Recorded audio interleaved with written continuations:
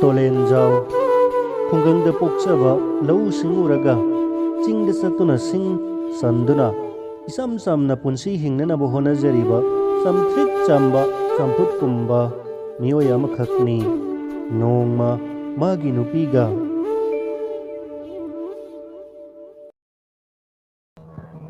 Moy ba ngasi singdane sing chanbado sapirorun ko ay ngarang mangdi yamna nungairamdeba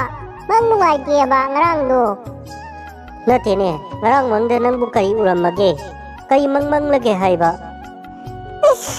karino ni he tambadabu yamna kiba phawine aise moy ba hakchang amdadana aina sing chanba chale tomda adugadi umang adudane ratan laiga mukhaiga makoyani na ai mukhage haidra koitan thanarami banine is kari matauno awana sele lokhada onthare adudagi asai si hingdau male na khalure adugadi alu toma mukhina bai wani se alu toma na ne ngaiko kul sechira amta ngaiko han kotan thanarami wani se adune moi ba ai mangnu ai ke haidis ke ko ngasi sing chaluran Napa thorai macha mangthun mawani nangidudi ai jing chatke lo chalo ai jing chatke ai kuraton ine is ngaleda ngasi dea hoi bungo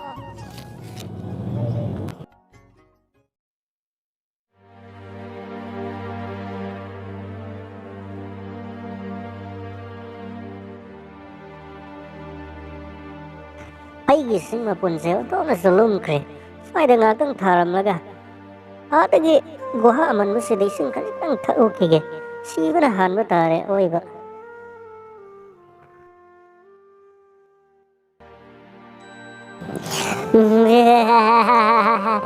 lao welcome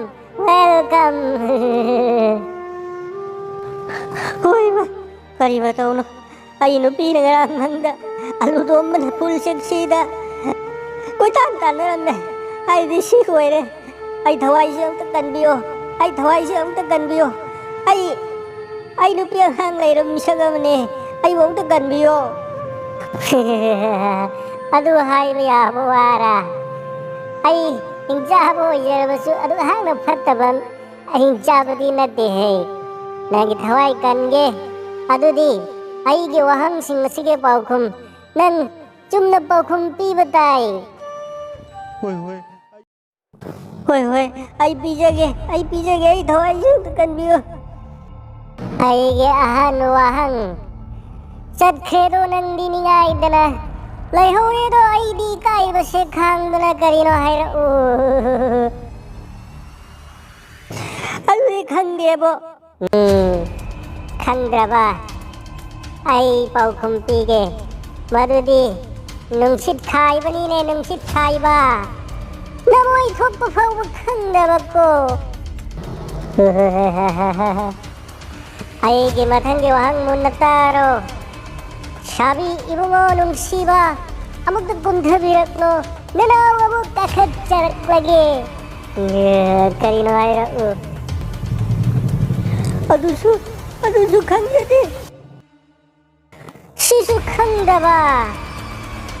sapu thangtharaba matungda uyala muk thangat pani ne masi bhau khangdaba numti gi chak chari bado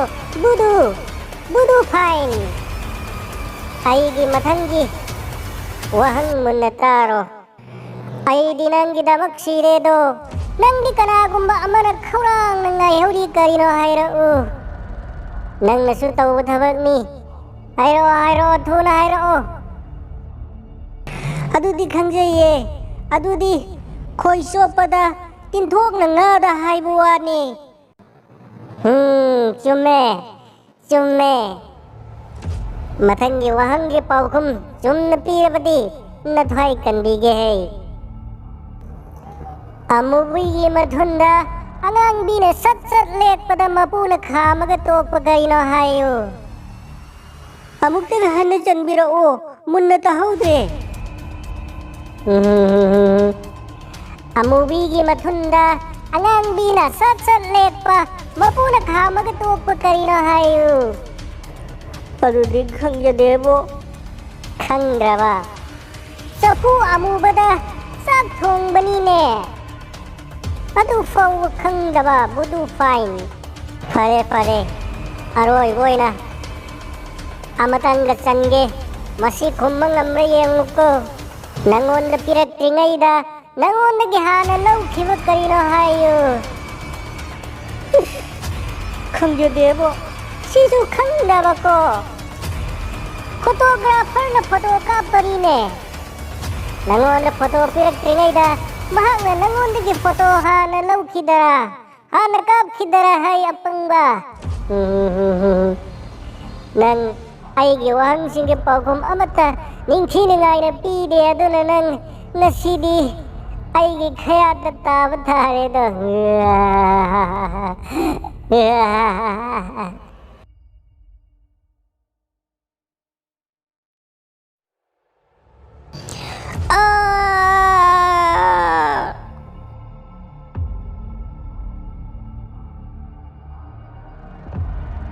ꯃꯌꯥꯝꯕꯨ ꯁꯉꯥꯏ carton ꯆꯦꯅꯦꯜꯗ ꯑꯃꯨꯛ ꯍꯟꯅ ꯇꯔꯥꯝꯅ ꯑꯣꯛꯆꯔꯤ ꯑꯩꯈꯣꯏꯅ ꯃꯃꯥꯡꯗ ꯍꯪꯖꯈꯤꯕ ꯁꯉꯥꯏ ꯀꯥꯔꯇꯨꯟꯒꯤ ꯄꯥꯎꯈꯨꯝ ꯑꯗꯨꯗꯤ ꯑꯩꯁꯦ ꯏꯁꯥꯗꯤ ꯄꯥꯟꯗꯦ ꯑꯗꯨꯕꯨ ꯄꯥꯏꯕꯗꯤ ꯉꯝꯃꯤ ꯑꯩꯁꯦ ꯈꯣꯡꯅ ꯀꯞꯄꯁꯨ ꯉꯝꯃꯤ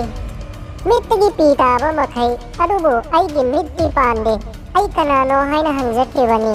ꯃꯁꯤꯒꯤ ꯑꯆꯨꯝꯕ ꯄꯥꯎꯈꯨꯝꯗꯤ ꯀ꯭ꯂꯥꯎꯗ ꯍꯥꯏꯕꯗꯤ ꯂꯩꯆꯤꯜꯅꯤ ꯃꯁꯤꯒꯤ ꯄꯥꯎꯈꯨꯝ ꯑꯌꯥꯝꯕ ꯆꯨꯝꯅ ꯄꯥꯎꯈꯨꯝ ꯄꯤꯕꯤꯔꯛꯏ ꯄꯨꯝꯅꯃꯛꯄꯨ ꯊꯥꯒꯠꯆꯔꯤ ꯑꯗꯨꯗꯤ ꯃꯌꯥꯝ ꯉꯁꯤꯒꯤ ꯑꯣꯏꯕ ꯄꯥꯎꯈꯨꯝ ꯑꯃꯨꯛ ꯆꯟꯖꯔꯝꯒꯦ ꯑꯩꯈꯣꯏꯒꯤ ꯀꯃꯦꯟꯗ ꯄꯥꯎꯈꯨꯝ ꯑꯁꯦ ꯆꯨꯝꯅ ꯐꯣꯡꯕꯤꯔꯛꯑꯣ ꯉꯁꯤꯒꯤ ꯄꯥꯎꯈꯨꯝ ꯑꯗꯨꯗꯤ ꯅꯣꯡꯉꯥꯟꯕꯗꯒꯤ ꯆꯥꯡꯉꯟ ꯆꯥꯔꯒ ꯊꯣꯛꯈꯤꯕ ꯖꯒꯣꯏ ꯁꯥꯔꯨꯔꯒ ꯍꯜꯂꯛꯄ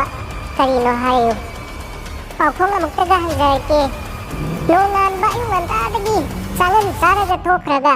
ꯖꯒꯣꯏ ꯇꯞꯇꯥ ꯃꯈꯩ ꯁꯥꯔꯨꯔꯒ ꯍꯜꯂꯛꯄ ꯀꯔꯤꯅꯣ ꯄꯥꯎꯈꯨꯝ ꯑꯁꯤꯒꯤ ꯑꯆꯨꯝꯕ ꯄꯥꯎꯈꯨꯝ ꯑꯩꯈꯣꯏꯒꯤ ꯀꯃꯦꯟꯗ ꯐꯣꯡꯕꯤꯔꯛꯑꯣ ꯉꯁꯤꯒꯤꯗꯃꯛꯇꯗꯤ ꯁꯉꯥꯏ ꯀꯥꯔꯇꯨꯟ ꯆꯦꯅꯦꯜꯅ ꯌꯦꯡ ꯇꯥꯕꯤꯔꯤꯕ ꯄꯨꯝꯅꯃꯛꯄꯨ ꯑꯔꯣꯏꯕ ꯑꯣꯏꯅ ꯑꯃꯨꯛꯁꯨ ꯍꯟꯅ ꯊꯥꯒꯠꯆꯔꯤ